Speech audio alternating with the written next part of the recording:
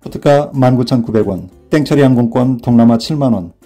광고에 보면 이런 항공권 많이들 올라오는데 막상 구입하려고 해당 사이트에 들어가 보면 없어요. 저만 그런가요? 저렴하다고 해서 들어가 보면 세금 붙고 비싼 수화물비 지불하고 취소 불가, 환불 불가 등 이것저것 계산해 보면 결국 일반 항공권 가격만큼이나 올라가요. 땡처리 항공권이라고 해서 나오지만 항공사에서 정해진 기간에 예를 들면 3박 5일 동남아 이런 식인 거예요. 내가 원하는 날짜에 내가 원하는 구간에 저렴하게 살 수 있어야 진정으로 저렴한 항공권이라고 할 수 있죠. 말도 안 되는 가격의 항공권이 있다고 하지만 대부분은 내가 사용할 수 없는 항공권입니다. 대표적인 인터넷 쇼핑 사이트에서조차 최저가 보장이라 해서 들어가 보면 제가 항공사 홈페이지에서 구입하는 것보다도 더 비쌌습니다. 인터넷이나 유튜브에 보면 화요일과 수요일이 싸다거나 3주 전이 가장 싸다거나 대형 항공사에서의 공동구매가 40% 이상 싸다는 등의 정보가 있지만 예약하려고 진행하다 보면 그렇지 않았습니다. 인터넷 방문 기록 쿠키를 삭제하면 저렴하게 살 수 있다는 등의 소문도 있는데 항공권 판매 담당자는 사실이 아니랍니다. 여행사를 운영하시는 어느 대표님은 아예 땡처리 항공권은 없다라고 말씀하시는 분도 있었습니다. 나는 유럽을 가고 싶은데 당장 다음 주 3박 5일 쿠알라룸푸르 땡처리 항공권이 나왔다고 합시다. 내게는 쓸모없는 항공권인 거죠. 이렇게 내가 원하는 시기에 원하는 구간을 이용할 수 있는 저렴한 항공권 없나 검색하다 보면 스트레스 받고 나중에는 여행 계획 세우는 것조차 싫어집니다. 대부분의 사람들은 자신의 여행 시기를 주말이나 휴가철 등 미리 예상되는 자신의 스케줄에 맞춥니다. 여행 기간을 먼저 정하고 항공권을 구입하는 게 대부분입니다. 이런 경우 흔히 말하는 땡처리 항공권은 이용하기 힘들어요. 그리고 코로나 이후 폭증하는 여행객 탓에 요즘엔 예전처럼 그렇게 저렴한 항공권 찾아보기 힘듭니다. 여행산업은 자본의 논리가 적용되는 대표적인 산업 분야 중 하나입니다. 돈 낸 만큼 상응하는 서비스를 받을 수 있는 거죠. 항공사들이 항공권을 판매할 때도 가장 효율적인 시스템으로 빈자리 없이 최대의 이익을 남기고자 합니다. 그래서 항공권을 판매할 때도 오래전부터 YM이라는 시스템을 개발해서 운용한다고 합니다. 가장 효율적으로 항공권을 판매할 수 있는 시스템이라는 거죠. 저도 비교적 여행을 많이 하는 편인데 광고에 나오는 그런 항공권은 도저히 구할 수 없었습니다. 그래서 오늘은 처음 자유여행을 시작하는 분들에게 광고에 나오는 비현실적으로 저렴한 항공권 말고 현실적으로 이용할 수 있는 경제적인 항공권 구입 방법 4가지를 소개해 드리겠습니다. 첫째, 마일리지를 활용하는 방법입니다. 대표적인 것이 카드사의 마일리지입니다. 카드사와 항공사가 제휴한 카드를 이용할 경우 1,000원당 몇 마일리지씩 적립해주는 방식입니다. 엄청나게 쌓여가는 마일리지에 항공사가 부담을 느껴 요즘엔 메리트가 다소 떨어졌다지만 그래도 여행을 좋아한다면 기본적으로 항공기 탑승 시에만 적립하는 것은 아니고 다양한 카드를 사용할 수 있으니 이왕 사용하는 카드 마일리지 적립이 좋은 카드를 사용해 볼 만합니다. 저는 그동안 아내와 미국, 호주, 유럽을 각각 한 번씩 마일리지 항공권으로 여행을 한 적이 있습니다. 또 제 자녀가 가족 마일리지를 이용해서 여행한 적도 있습니다.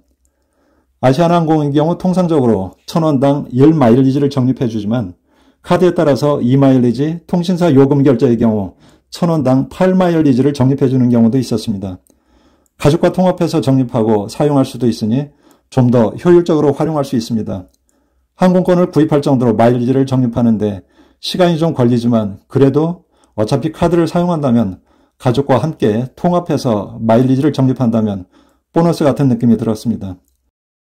항공권 좀 더 저렴하게 살 수 있는 두 번째 방법은 항공권 비교 사이트를 활용하는 방법입니다. 여행 목적지가 결정되고 기간이 결정됐다면 항공권 비교 사이트에서 항공권을 비교해 선택하는 방법입니다. 대표적으로 스카이스캐너를 활용해 볼 수 있는데 목적지와 날짜를 입력하면 항공권 판매 회사의 가격이 나타납니다. 목적지와 날짜를 입력했을 때 요일별, 날짜별, 매일매일의 가격이 함께 뜨니 출발일과 귀국일을 달리해서 입력해보면 요금을 비교할 수 있습니다. 항공사 담당자들에 따르면 요일에 따라 차이가 날 수 있는데 대개 월요일부터 수요일 사이에 새로운 프로모션이 시작되기 때문에 이때가 다소 저렴한 경향이 있다고 합니다. 이때 주의하셔야 할 것은 여기에 보이는 가격이 전부가 아닙니다. 각 판매 회사는 각기 다른 조건을 제시합니다. 예를 들면 환불 불가, 변경 불가 또는 환불이나 변경 시 수수료가 다르기 때문에 이것까지 비교해 보셔야 합니다. 또한 수화물 분실보험이나 여러가지 보험을 끼워 파는 옵션을 제시하기도 합니다. 이에 따라 최종 항공권 가격이 달라질 수 있습니다. 항공권 비교 사이트에서 가격을 비교하셨다면 항공사 홈페이지에서도 꼭 비교해 보시기 바랍니다. 때로는 항공사에서 직접 판매하는 것이 더 저렴한 경우도 있습니다. 유명한 쇼핑몰이나 항공권 비교 사이트가 꼭 가장 저렴한 것은 아닙니다. 저비용 항공사의 항공권이 많이 저렴한 것만은 아니니 꼼꼼히 살펴보셔야 합니다. 저비용 항공사의 경우 항공권 요금에 세금, 수수료, 유류세, 수화물 요금, 기내식 등이 별도로 추가될 수 있기 때문에 모두 포함하면 그다지 차이가 나지 않는 경우도 있습니다.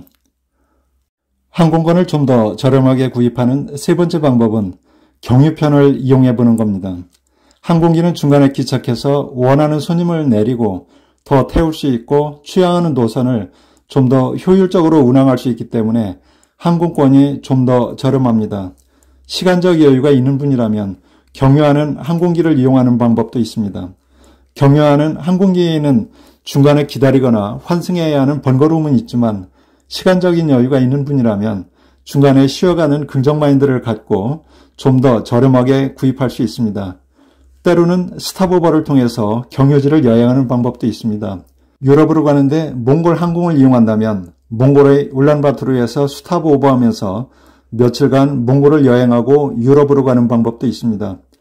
저는 내년 봄과 여름에 북유럽 여행을 계획하고 있는데 항공권 비교 사이트에서 몽골을 경유하는 항공권을 80만 원대 초반에 구입할 수 있었습니다.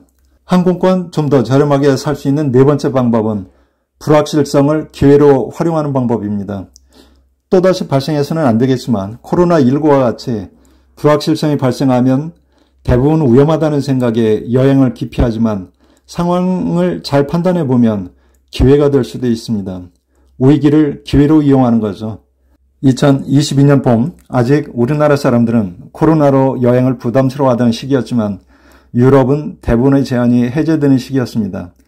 이때 57만 원에 유럽 왕복 항공권을 구입해서 5개월간 여행한 적이 있었습니다. 오히려 사람도 적은 시기에 여유롭게 여행을 할 수 있었습니다.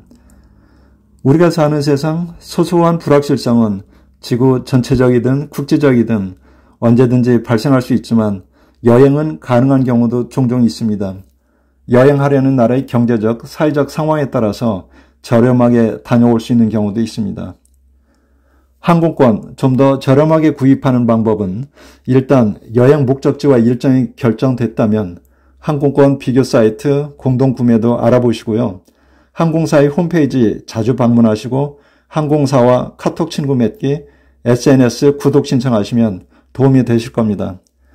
지나치게 저렴한 항공권 찾느라 스트레스 받지 마시고 어느 정도 기준선을 정해놓고 그보다 저렴한 것을 찾아보는 것이 보다 현실적이고 즐거운 여행을 계획하는 방법입니다. 이상으로 항공권 저렴하게 구입하는 방법에 대해 알아보았습니다. 여행을 계획할 때는 이러한 팁들을 활용해서 항공권 가격을 비교하고 적절한 시기에 예약하면 더 저렴하고 편안하게 여행할 수 있습니다. 여러분의 여행이 즐겁고 행복하길 바랍니다. 감사합니다.